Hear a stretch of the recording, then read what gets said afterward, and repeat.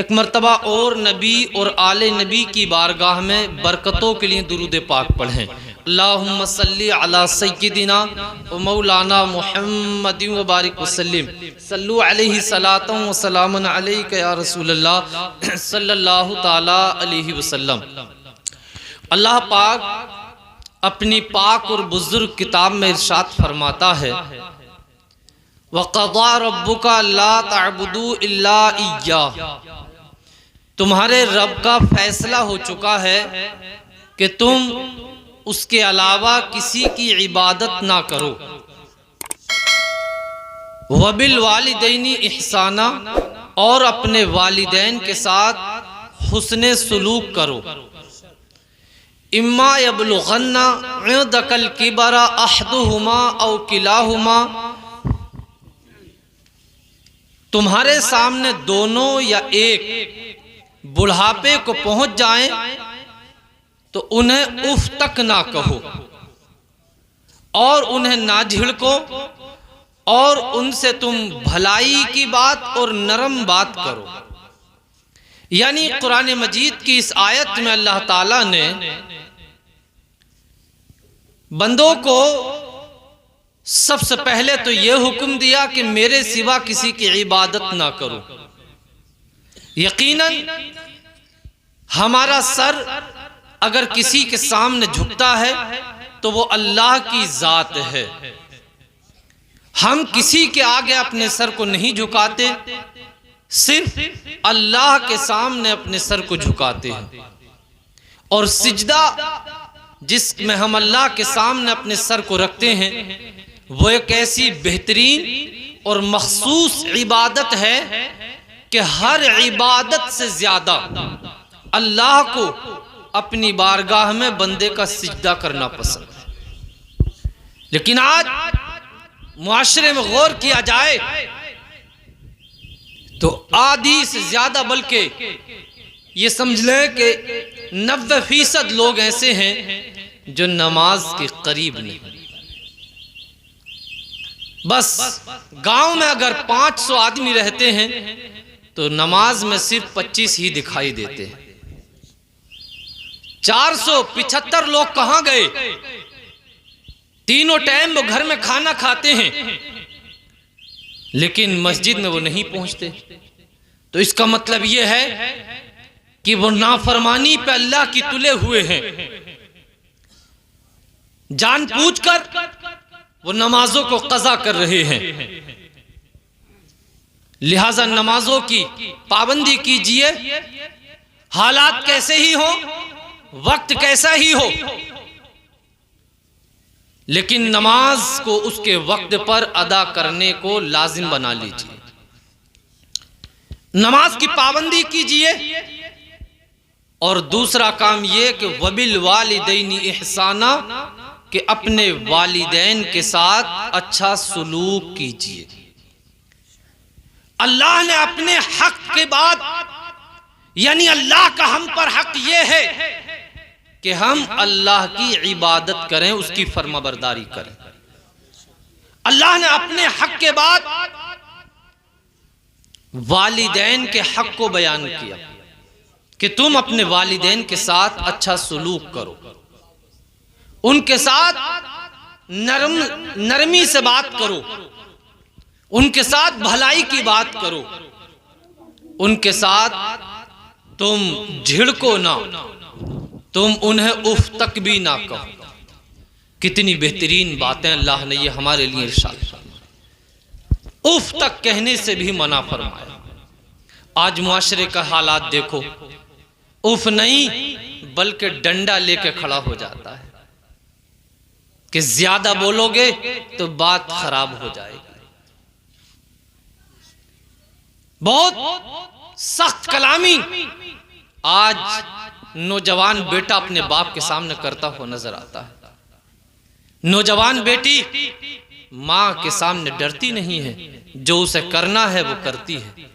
नौजवान बेटा, उसे ये मालूम नहीं कि कुरान में अल्लाह ने हमारे लिए क्या हुक्म दिया है कि हम माँ बाप के साथ किस सुलूक के साथ पेश आए। वो भूल जाता है कि अल्लाह ने क्या हुक्म दिया आप तवज्जो करें, अल्लाह ने उफ कहने से भी मना फरमाया। बताइए उफ, उलमाए किराम बयान फरमाते हैं कि अगर उफ से भी कोई छोटा लफ्ज होता या हर्फ होता तो अल्लाह ताला वालिदैन के सामने उसे कहने से भी मना फरमा देता।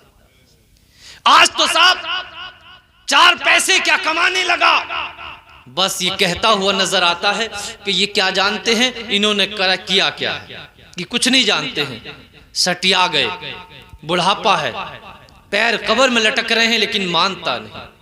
ये सारे अल्फाज हमारे होते हैं, ये सारी बातें हमारी होती हैं। मैं ये पूछना चाहता हूं, क्या तुम कुरान के मानने वाले नहीं हो? क्या तुम अल्लाह के मानने वाले नहीं हो?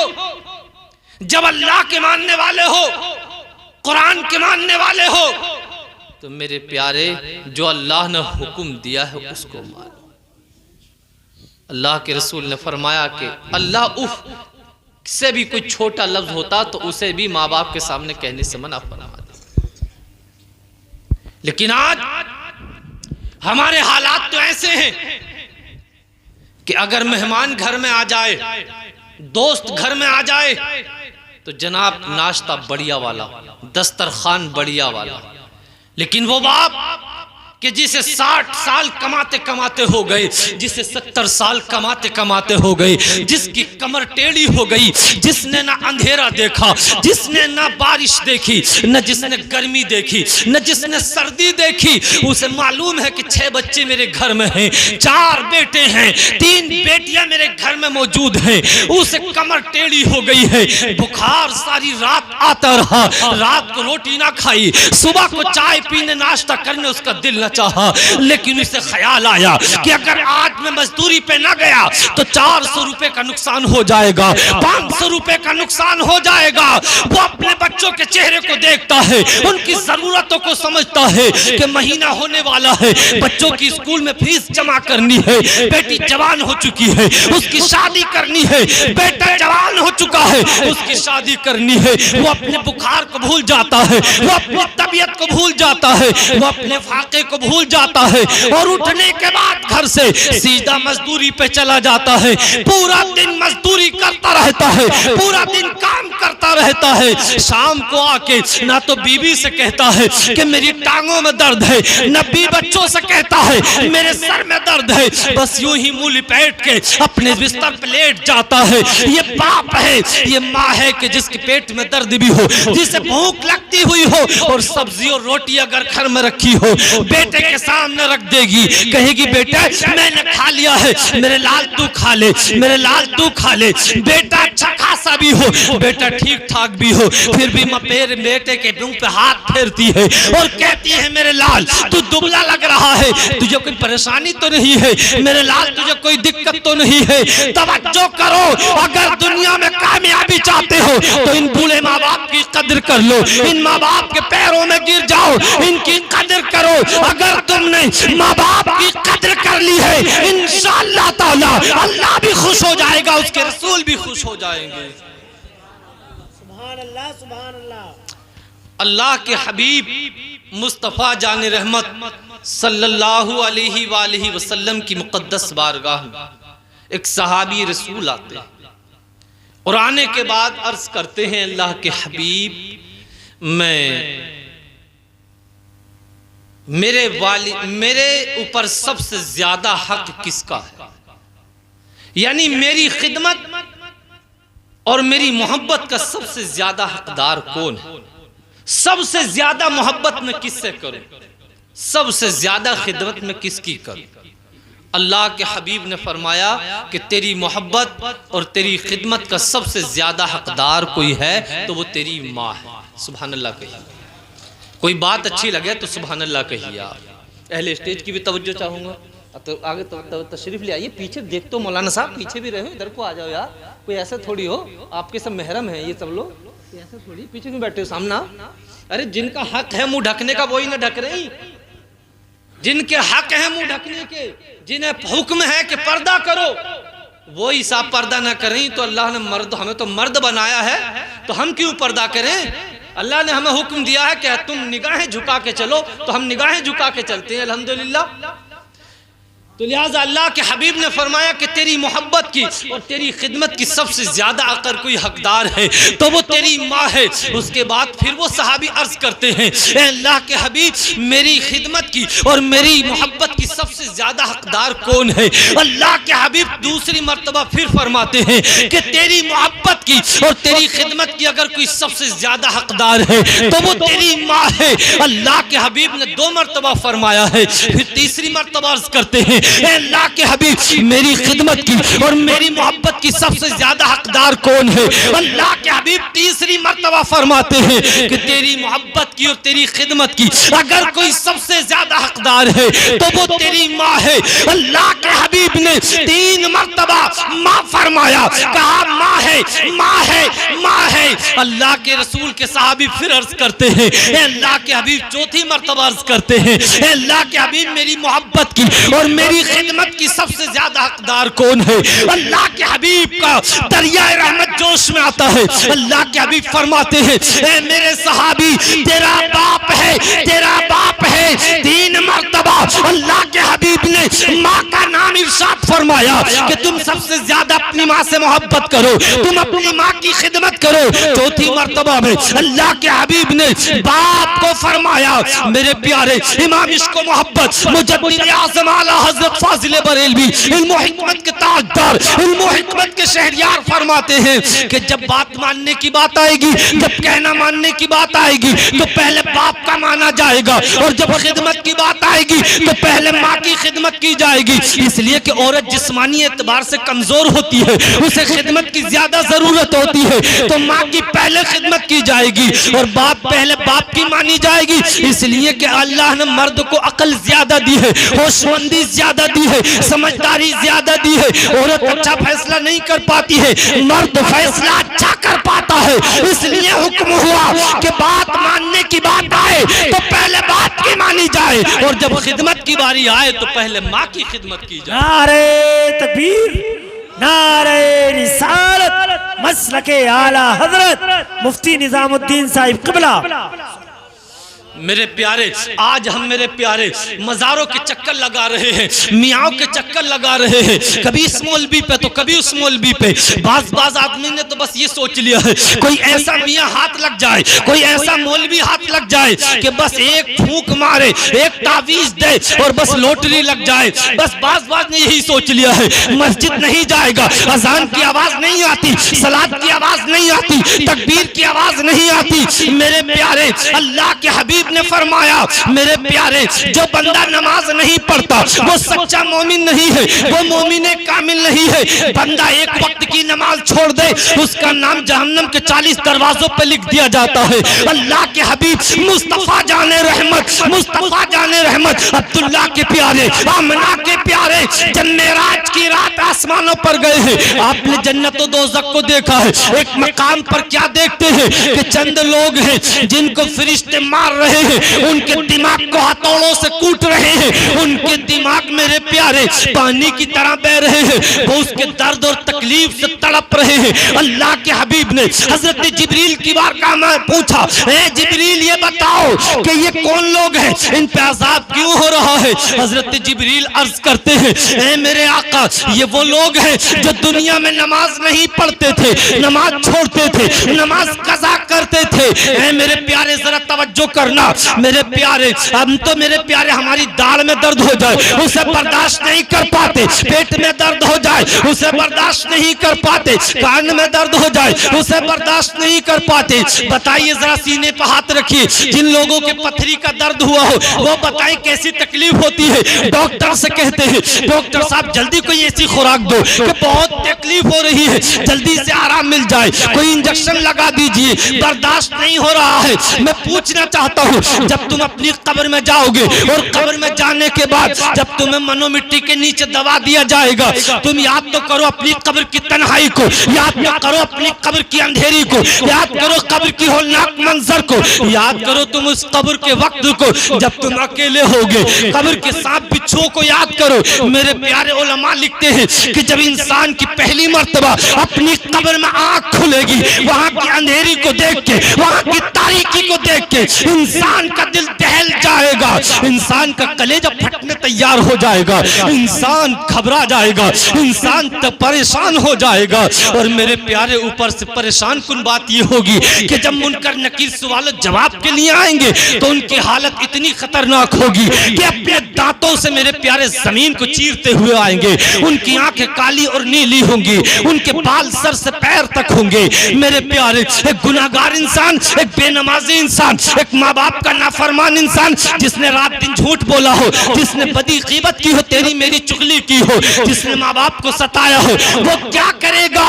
मेरे प्यारे, मैंने आलम तसव्वुर में पूछा कि अगर उस वक्त इंसान की आंख खुले, जब कब्र में इंसान बेदार होगा और वहां की तन्हाई को देखेगा, इंसान से पूछा जाएगा, बता तू अगर तुझे दुनिया में भेजा जाए तो तू क्या करेगा?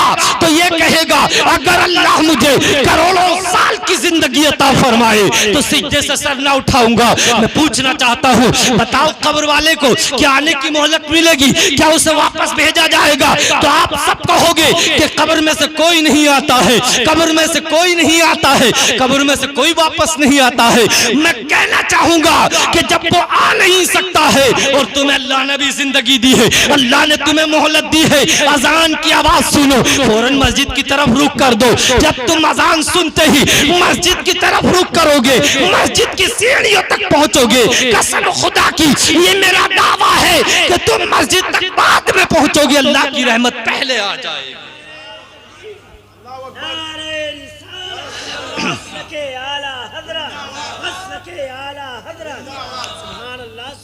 आज हमने बस ये सोच लिया है कि नेकियां तो बस दूसरी जगह मिलेंगी, यहां नहीं मिलेगी। घर में तो कोई नेकी का मसला ही नहीं है। अल्लाह ने नेकियों का दरख्त तुम्हारे घर में माँ और बाप को लगा दिया। कोई मियाँ आजा साहब, अरे साहब ये सोचेंगे कि इसके कपड़े भी पानी में घोल के पी जाएं, ये सोचेंगे। बाज को तो पैर चूमता हुआ भी देखा है। अजी साहब वहां तो बड़े काबिल मियाँ हैं। अबे खुदा के बंदे ये तो देख, तेरे घर में भी तो कोई दौलत पड़ी है, कोई दौलत मौजूद है घर में। आज महसूस होता होगा कि माँ का आंचल क्या होता था, माँ की मोहब्बत क्या होती थी। मेरे प्यारे जरा तवज्जो तो करो, इन माँ बाप की कदर तो करो। मेरे प्यारे, आज रात दिन हम प्रोग्रामों में जलसों में जाते हैं, मगरिब का वक्त होता है तो माँ जब दरवाजे से निकालती है तो मेरे प्यारे माँ कहती है, सर पर हाथ रखती है, मुंह पे हाथ फेरती है, जाओ मेरे लाल तुम्हारे पैर में कांटा भी ना लगे। ये मेरी माँ कहती है। मैं ये पूछना चाहता हूँ, जिस दिन मेरी माँ ना रहेगी उस दिन मुझे घर निकालते वक्त में ये कौन कहेगा कि जा मेरे लाल तेरे पैर में कांटा भी ना लगे। ये लफ्ज उसी तक वक्त तक सुनने मिल रहा है जब तक माँ की सांसें मौजूद हैं। भाई कहने वाले मिल जाएंगे, दोस्त कहने वाले मिल जाएंगे, मेरे प्यारे यार कहने वाले मिल जाएंगे, हम सफर कहने वाले मिल जाएंगे, लेकिन लाल कहने वाला माँ के सिवा कोई ना मिलेगा। जब तक माँ जिंदा है मेरा लाल कहने वाला जिंदा है। जब तक माँ जिंदा है मेरे प्यारे खाना मोहब्बत से खिलाएगी,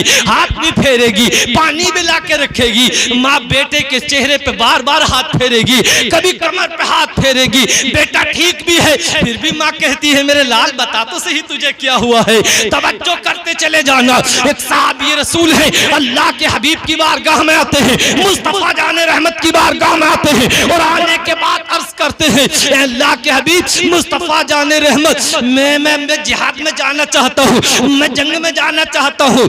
मेरे प्यारे, आप समझते हैं कि जंग में जाने का मतलब क्या होता है कि कोई इंसान इस्लाम की खातिर अपनी जान दे दे और वो शहादत का मर्तबा हासिल कर ले। यकीनन शहादत का मर्तबा बहुत ऊंचा है, बहुत बुलंद है। मेरे प्यारे, शहादत का मर्तबा जिसे मिल जाए साहब उसकी किस्मत का क्या कहना, उसकी किस्मत का क्या ठिकाना। अल्लाह के हबीब की बारगाह में अर्ज करते, हुजूर मैं जंग में जाना चाहता हूँ। अल्लाह के हबीब को अल्लाह ने वो इल्म अता किया था कि अगर आसमानों की तरफ नजर उठाए तो अर्श आज़म तक देख ले, अगर जमीनों की तरफ देखे तो मेरे प्यारे सातों जमीनों के नीचे देख ले। मेरे रसूल को अल्लाह ने वो गैब अता फरमाया था कि आप अपनी हथेली को ऐसे देखते थे जैसे कि राई का दाना अपनी पूरी दुनिया को ऐसे देखते थे जैसे कि अपनी हथेली को देखते हैं। मेरे प्यारे हुजूर के इल्म का क्या ठिकाना, आपने क़यामत तक के तमाम हालात को मुलाज़ा फरमा लिया है। और जिसकी मजलिस की मेरे प्यारे आपके इल्म गैब की निशानदही और तर्जमानी मेरे आका सैयदी आला हज़रत इल्म व हिकमत के ताजदार आला हज़रत फाज़िल बरेलवी फरमाते हैं, और कोई गैब क्या तुमसे निहा हो भला, और कोई गैब क्या तुमसे निहा हो भला, जब खुदा ही ना छुपा तुम पे करोड़ों दुरूद। अल्लाह के हबीब ने फरमाया, ये बताओ तुम जंग में जाना चाहते हो, शहादत का मर्तबा हासिल करना चाहते हो,